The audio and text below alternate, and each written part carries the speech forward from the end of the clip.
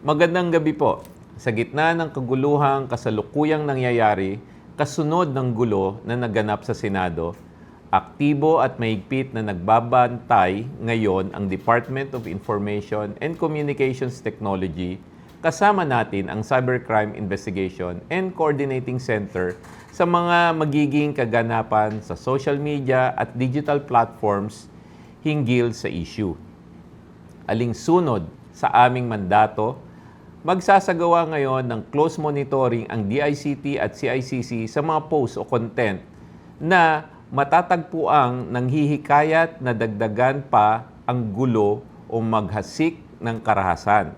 Nananawagan kami sa publiko at mga netizens na maging responsable sa pagbabahagi ng impormasyong online tungkol sa insidente.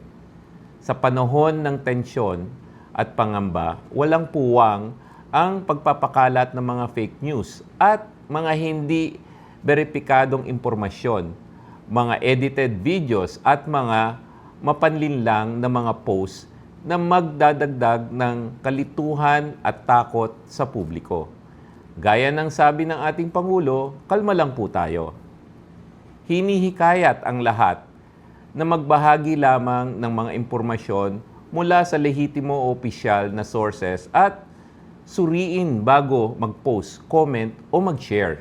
Sino mang mapapatunayang nag-ambag o nag-udyok sa pagpapakalat ng maling impormasyon online at karahasan ay hindi palalagpasin ng CICC at sisiguraduhin na mapapatawan ng karampatang parusa.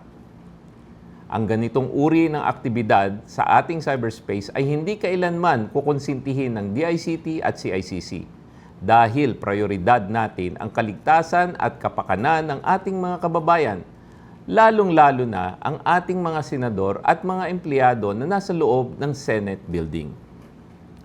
Maraming salamat po.